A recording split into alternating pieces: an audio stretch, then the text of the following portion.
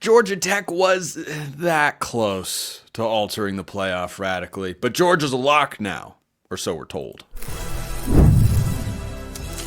You are Locked On College Football with Spencer McLaughlin, your daily podcast on all things college football. Part of the Locked On Podcast Network, your team every day.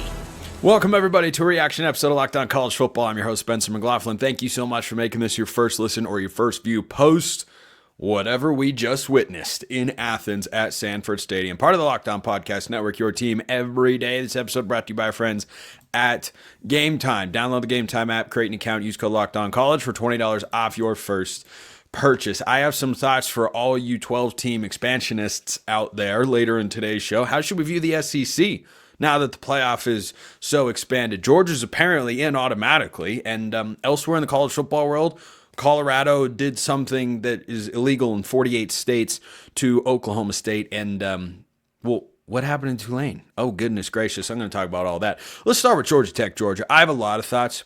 Let's start, unfortunately, with what was clear and obvious throughout the course of the game. College football officiating, since the last time it was discussed as a problem in the sport, still hasn't been fixed. I know. Shocking. We're all completely and totally stunned. I think Georgia Tech right now feels like LSU. LSU when they play, feels like South Carolina when they played LSU. Because if not for a phantom block in the back, cracked back block, whatever it was, on the interception return against LSU, South Carolina wins that game and is playing Clemson for the right to actually be in the playoffs. Since we heard no less than 77 times on tonight's broadcast that 10-2 SECs automatically into the playoff, and you won't be punished for what happens in the conference championship game. Well, then why the heck would anybody tune in for buys and seeding purposes? Whoop-de-freaking do. But South Carolina looks at that game and says, the officials robbed us of that. I can't believe they made that call. It's not as one-to-one, but there is a similar vibe between this game for Georgia Tech and that game for South Carolina. Now, I can't tell you what's going to happen if before Georgia scored its game-tying touchdown, a holding call is made that is the most clear and obvious holding call in recent memory that wasn't called. It was obvious in real time. It was obvious on replay. It was obvious here and there and whatnot. I can't tell you what's going to happen. Maybe Georgia comes up with a 20-yard play to Oscar Delp or Benjamin Urasic or London Humphreys or whoever Carson Beck was throwing the football to. Maybe he comes up with a big play. But at the very least, you go 10 yards back when you needed to get into the end zone. That was not a great call. The pass interference call, I need to see other angles of it. The only one I've seen, I see a little bit of a hook. I don't see a ton of it. I didn't have as big of a problem with that one. I really didn't. But then you got to overtime, and then a Georgia player on a play that would have won the game earlier for the Bulldogs looked like he was hit early, and there was no flag that came down. Just unfortunate that this continues to be at the top of people's minds. But for Georgia Tech, this is a heck of a statement. I mean, a heck of a statement. They end the season 7-5. What a great year for Brent Key and company. You send Florida State into a death spiral and the worst preseason top 10 team we have ever seen. You beat Miami again, who's a top 10 team, and then you go on the road as a 17.5-point dog. Let this be another reminder, by the way, that I don't care and you shouldn't care what hypothetical point spreads would be, because Georgia Tech had a lot of opportunities to win that football game. And yeah, the officiating was tough. I got some tough love for you here, Yellowjackets fans. In any college football game that is able to be decided by the officials, or in which the officials can make wildly impactful calls, and that no doubt happened in this football game. I'm not trying to tell you that didn't take place. There are always chances for your team to execute and win a football game, and Georgia Tech wasn't able to. What a wild, crazy, fun, awesome football game it was to watch as someone who didn't have a dog in that particular fight. But there were still plenty of opportunities. Yep, it felt like the calls were going Georgia's way. I can give you several examples. I have listed a couple already. And still, Georgia Tech had chances to win, and they weren't able to deliver. How many times was it they're one play away, they're one stop away, they're one conversion away? They couldn't come up with it. That's the way it goes sometimes. But Georgia's now locking the playoff. Did you know that? Well, if you watched this game, you were told every single overtime, Joe Tessitore was dead set on reminding and ensuring everyone. I don't know how he knows 100%. The conspiracy theorists are going to be given way too much fodder in this game. With the targeting situation, the declaration of 10-2 is automatically, no matter what happens next week. Really? Really? Like automatic? I'm not making an argument one way or the other. I'm just wondering, why is he so confident that he can make a 100% definitive statement that they can get into the call? They're getting in even if they lose the SEC championship game next week, which they were going to no matter what. It just seemed weird. It just seemed weird. And at the very least, it's not very good messaging from ESPN's broadcast crew there. So I don't feel any differently about Georgia. I thought they would win. I thought Georgia Tech would cover. I didn't think Georgia Tech was going to hold a 17-0 lead. I don't know why the Bulldogs offense waits to wake up until the fourth quarter or the second half at the very least. I don't know what they're waiting for. I don't know what the difference is. I don't know what's missing with that Georgia team. This was my preseason national championship pick. Don't feel great about it right now. We'll see who they end up playing in the SEC championship game next week, because Rivalry Saturday hasn't even arrived yet. Isn't that amazing? Isn't that amazing? We just watched a bunch of chaos. Memphis knocked out Tulane from the playoff, and Colorado won big, and Utah beat UCF. None of those games don't matter quite as much, of course. But that football game, which felt like 3 football games, was all of a sudden over, and you realize, what a great day of college football on a Friday. And it was a Friday. It is a Friday as you're listening to or watching this show for many of you. Maybe not for all of you, but I appreciate you whenever you have decided to tune in. So Georgia is 10-2, going to the SEC championship game, likely going to the college football playoff as well. And I tell you what, you know who's a big winner in this particular situation? SMU and Miami. What is the perception of the ACC after this game? Maybe the committee won't view it any differently. Maybe they'll just view it as an aberration, a one-off, a fluke, a this, that, and the other thing. Oh, it's rivalry, it can get crazy. I don't know. I just watched a 7-5 team in the ACC go on the road and take one of your 2 best teams to 8 overtimes.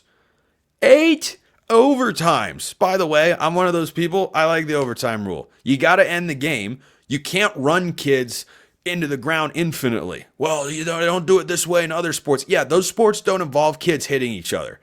A college football game's already 3 to 3.5 hours. Put another 15 minutes on the clock. End the game. Well, this one went to 8 overtimes. Yeah. How many times did that happen? How many times? This is why it was so incredible to watch. And I found it wildly entertaining. Back and forth. You're hanging on every play. Of course, you're going to do that in any single overtime. But everybody's bloviating on Twitter. Oh, the overtime rules are so terrible. Why? I don't see why. Once you get to overtime, give both teams an opportunity and get the game over as quickly as possible. I understand that didn't happen here. That's a 1 in 50, not a 49 in 50 outcome. Going to 8 overtimes. It's just, I've never really understood that. I thought it was fun. And it was. It was a great football game. But the ACC sure looks a heck of a lot better when 7-5 just went on the road and it took 8 overtimes and overcoming a 17-point deficit from a 10-2 SEC team. That makes the ACC look pretty good. Suddenly, how does SMU or Miami going 11-2 look in the eyes of the committee? I look up, and I've said all year, I don't think the ACC is getting 2 teams into the playoff. I think they in the Big 12 are a 1-bid league. Well, the Big 12 has played itself to be a 1-bid league, but the ACC right now, they're looking like a potentially 3-bid league.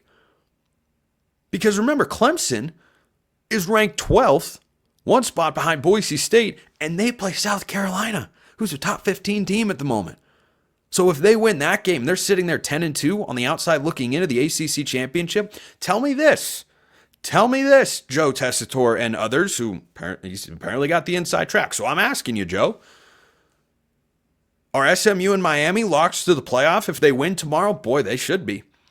They should be. Don't come at me with this, oh, there's this big gap between the ACC and SEC. Really? I haven't seen it. I'm watching the games play out on the field. I'm waiting to see this gap that has been foretold. I don't see it. I saw Cal go into Auburn, and when I saw Miami go into the swamp and drench Florida. Just keep going. there are other examples out there. So let me know your thoughts in the YouTube comments. Hit me up on X, formerly known as Twitter. All you expansionists out there, are you happy? I mean, you can be. That's fine. I'm not telling you to not be. I have avoided consistently re-legislating this particular matter. I'm not going to avoid that for at least a few minutes. And Tulane goes down. What does that mean for Boise State? That's coming up next. After we talk about Game Time, which has Game Time picks that makes getting tickets to see your favorite teams play live even easier. Game Time picks filters out the fluff to show you only incredible deals on great seats so you don't have to waste time searching through thousands of tickets. Curation makes it easier to save more on sports, concerts, comedy, theater, whatever you want, they've got it, and you get a panoramic view from your seat in the app before you buy, and Game Time's got their lowest price guarantee, or Game Time will credit you 110% of the difference. Take the guesswork out of buying tickets with Game Time picks. Download the Game Time app. Create an account. Use code LOCKEDONCollege for $20 off your first purchase. Terms apply. Again, create an account. Redeem code LOCKEDONCOLLEGE. That's LOCKEDONCollege for $20 off. Download Game Time today. What time is it? Oh, yeah, that's right. It's Game Time. So, for all of you who lobbied for such a long time about the 12-team playoff, I've heard from many of you over the last year or so that I would change my mind. I'd come around. I'd see the greatness. I see good elements. I even see great elements of a 12-team playoff. I have not changed my fundamental stance. Because when you look at how this playoff is going to play out, there was a tweet that went around that I took issue with, shall we say. I don't have an issue with the guy personally, but Brian Fisher over at Sports Illustrated said, but I was told the 12-team playoff would take all the meaning out of games like this. Are you going to sit there and tell me it's the same? Because Georgia won the game, which means they're automatically into the playoff. They've already lost twice. They've lost twice, not once, but twice. A two-loss team never made the playoff. But if Georgia had lost this game, they, wait for it, still would have controlled their own destiny to get into the playoff. But you're going to sit there and tell me that the regular season games, that they've all got the same meaning. I understand there's been added meaning to other games. I don't think that's inherently a bad thing. I'm glad those schools and certain parts of the country now have an increased level of excitement. But in games like this, to try and point out, see, the 12-team playoff is fine. No. It's not. Don't tell me that fighting for seeding is the same level of urgency on a game as making the playoff altogether. You sound foolish because it's a foolish position to take. So the 12-team playoff is now going to get chock full of SEC teams. And plenty of people were upset in the online space that, well, why is Joe Tessitore saying they're definitively in? Guess what? They wouldn't be in anything. They would be desperately searching for an outside shot to make the playoff by winning the SEC, sitting at 11-2 if you still had the 14 playoff. Or if you had a 16 playoff, maybe they'd be automatically in, but this is what you guys all wanted. You guys all want, oh, well, look at all the SEC bias here there. What did you think was going to happen? What, seriously. When they expanded the 12-team playoff, what did you think? All the conversation about 9-3 SEC teams. Every time I see one of those popping around and stop with the SEC bias, stop and doing this, I hope none of you were the same people that were pleading, imploring this sport to go to a 12-team playoff. This was always what was going to happen. Because the SEC has been the best league for the last 20 years. They have had the best players and won the most national championships. You can be critical of them playing an 8-game schedule. I won't argue with you there. But they've been the best. So of course they have this ingrained bias. They shouldn't, because we're seeing in games like this that the field is being leveled. The playing field is not as distorted as it used to be. I grew up in a house. My brother and I had to alternate each week, taking out the trash throughout the house and then taking it up to the road. The reason we argued about that all the time is because the road was on our driveway was, I don't know, maybe 200 feet tall and on about a 45-degree incline. There's a lot of work when you got heavy trash cans out there. That's what it used to be. The SEC was at the top of the driveway. Everybody else was at the bottom, or at least that's how it felt. And the Big Ten had some teams that could get a pretty good ways up, but it's a lot flatter now. Driveway I live in now, there's a slight incline, and that's the way it is. It's a slight incline, and it can be overcome. Why don't you go give me the composite talent rating of Georgia Tech's roster and compare it to Georgia's roster, and tell me that game should have gone to 8 overtimes? It shouldn't have. But it turns out there are a lot of other factors at play. And you don't play these games on paper. So, yeah, the whole 12-team playoff thing is really driving me crazy here coming down the end of the season. It really is. Because I'm looking around going, these teams lost, and yes, it mattered eventually. I still prefer college football. I'm not boycotting the sport. That was never my game plan. I was just going to watch it and think about, well, it's still more urgent than the NFL on a week-to-week basis. Fact check true. It's still the greatest sport in the world. It's just been made not quite as good as it used to be. You took off just a little bit.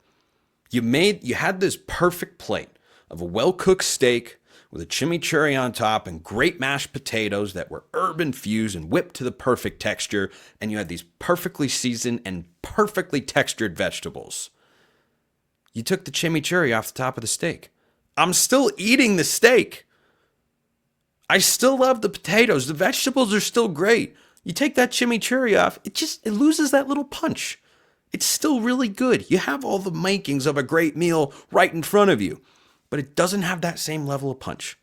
You can't even argue that.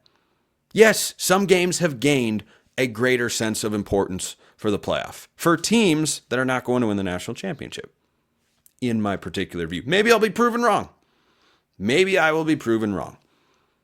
But the level of urgency in regular season games in a bunch of high-profile matchups has gone down considerably. Ohio State does not have to win on Saturday to make the college football playoff. Against Michigan the last several years, that sort of stake, those stakes were always on the line. Now, it's not. That's just one example, of which there are many others. Okay, now I want to talk about Tulane.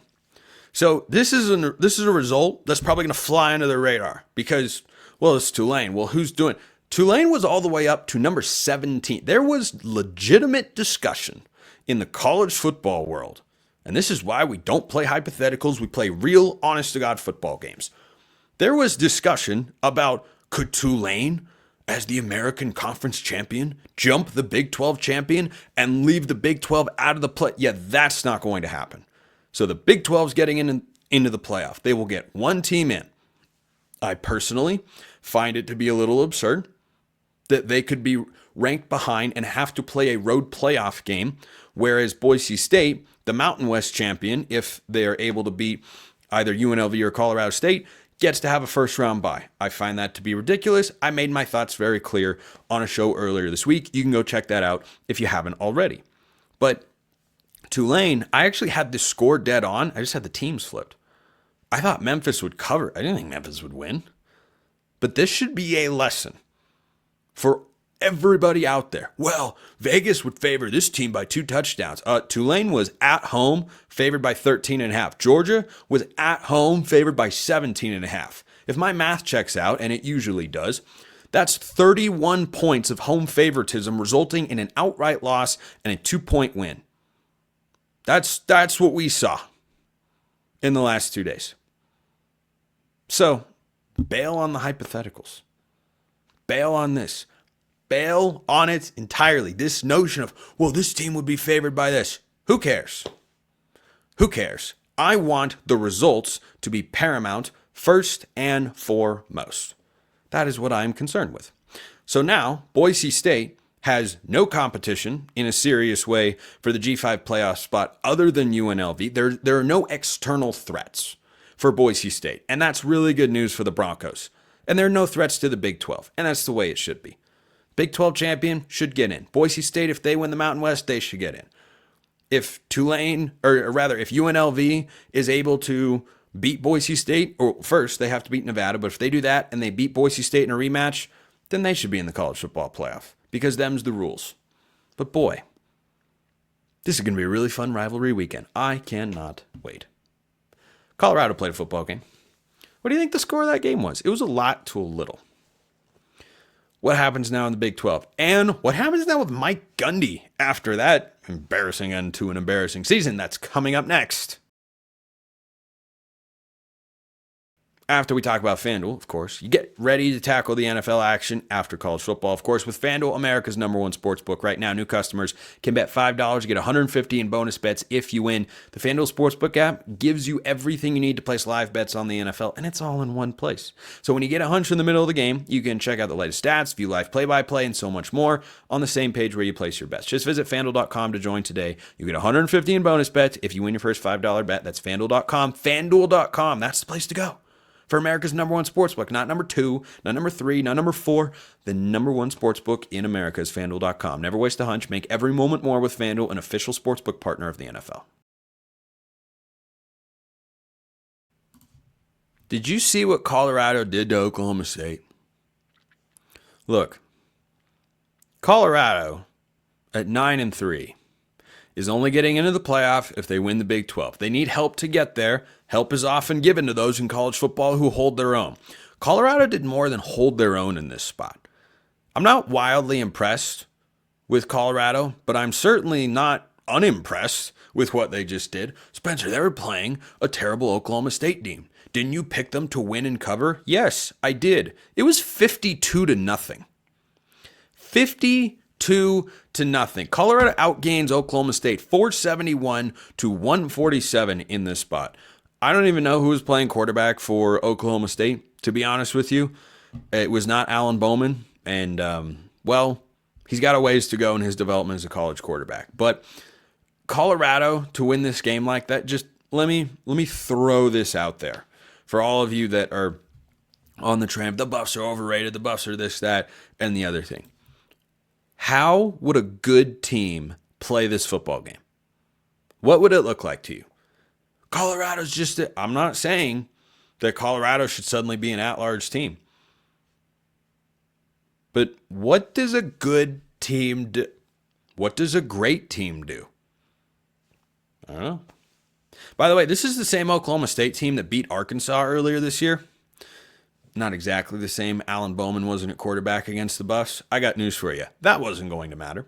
So Colorado makes a statement, gets their mojo back, and they need help in the Big 12. We'll see how that craziness plays out. If Iowa State wins, Iowa State will be in the Big 12 championship game. If Arizona State wins, Arizona State will be in the Big 12 championship game. But then the tiebreakers can trigger into effect if either one of those teams lose. And let's just say it's complex. 6 teams are alive. 6. Kansas State. Remember Kansas State? Still alive for the Big 12 championship. How about that? They're not the only. BYU. Remember undefeated BYU? Still alive for the Big 12 championship. So Colorado does exactly what they need to do. And one conversation that I was picking up on after this game and thought was worthy of discussion on the show, so here it goes. Travis Hunter and the Heisman padding discussion. So he was still into the game with Colorado up 45-0. He ended the game playing, I don't know how many snaps. He had a 23-yard touchdown with 11:05 to go, and Colorado up 45-0. Travis Hunter ended the game with 10 catches for 116 yards and 3 touchdowns. His regular season totals, 82 receptions, 1,036 yards, and 11 touchdowns. So he is the overwhelming favorite, betting-wise, to win the Heisman Trophy. Ashton Jeanty went for 226 and a couple touchdowns against Oregon State, and the Broncos punched their ticket to the Mountain West Championship game, maybe even the college football playoff. Here are the dueling factors that are going into this Heisman discussion.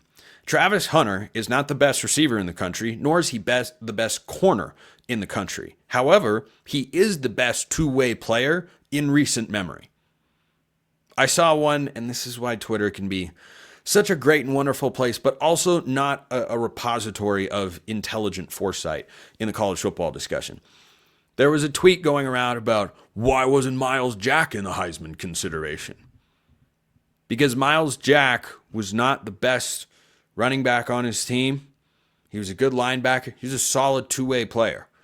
was not having the sort of season that Travis Hunter is having. What Travis Hunter is doing is not just about a snap count. This is the snapshot, viral social media soundbite that the Ashton Jeanty Heisman crowd would like to send around and have been sending around a lot. Snap count is not a Heisman stat.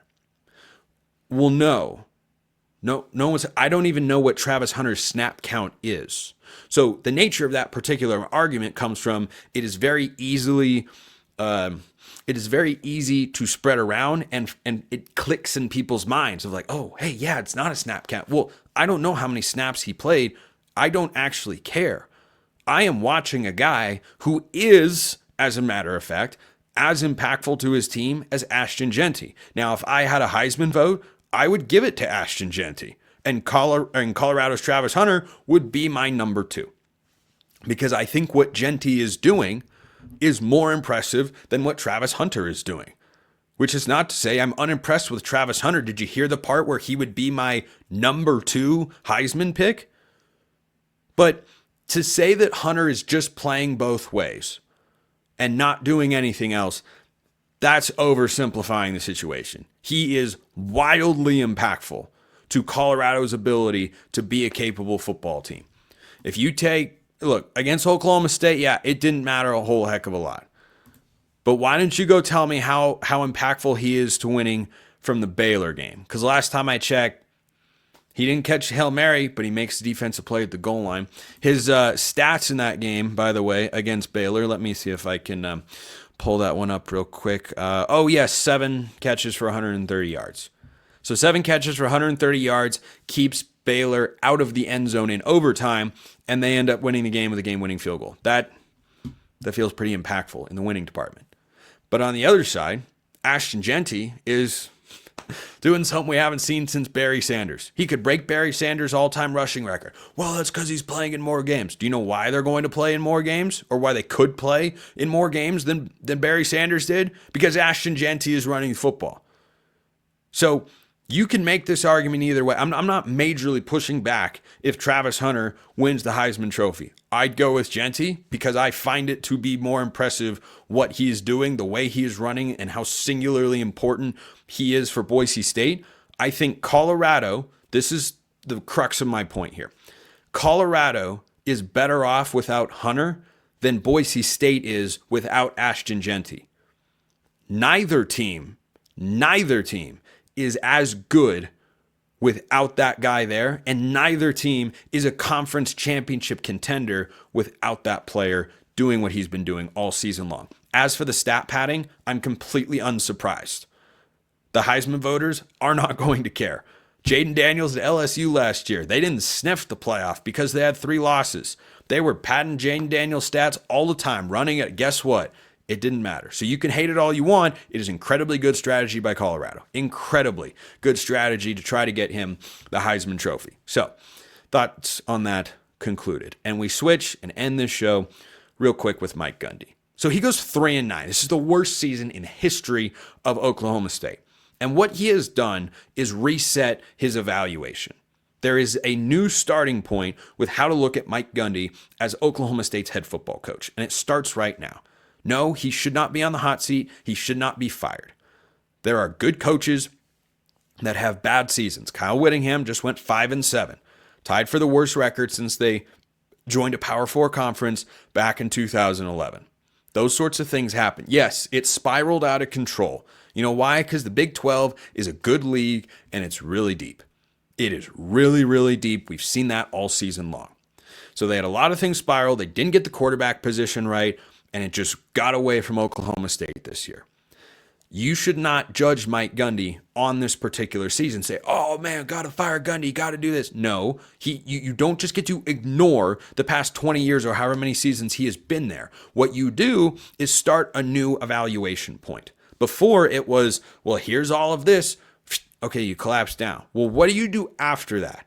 That's what matters now. This guy's got way too much equity in the program, and he has earned it, by the way, to be someone you say, up one bad season, you're done. He doesn't have a short leash. He's got the longest possible leash. So you're going to give him another year to figure it out. Heck, you might even give him 2. If after the next 2 years, there are not results indicating he can get the program back to where he had it for a long time, then you can make a change. But after one bad season, you don't move on. You do not say, oh, let's cut the cord. No, that's a knee-jerk reaction to what was a really bad season in Stillwater. One, I don't expect to be repeated as long as Mike Gundy is the head coach. But if it is, then you can move to the next step. But this is the first data point. How do they respond? Baylor fans were ready to kick Dave Aranda to the curb. They gave him another year, and boom. Dave Aranda's having a pretty good year. Going for win number 8 tomorrow. Did you see that one coming?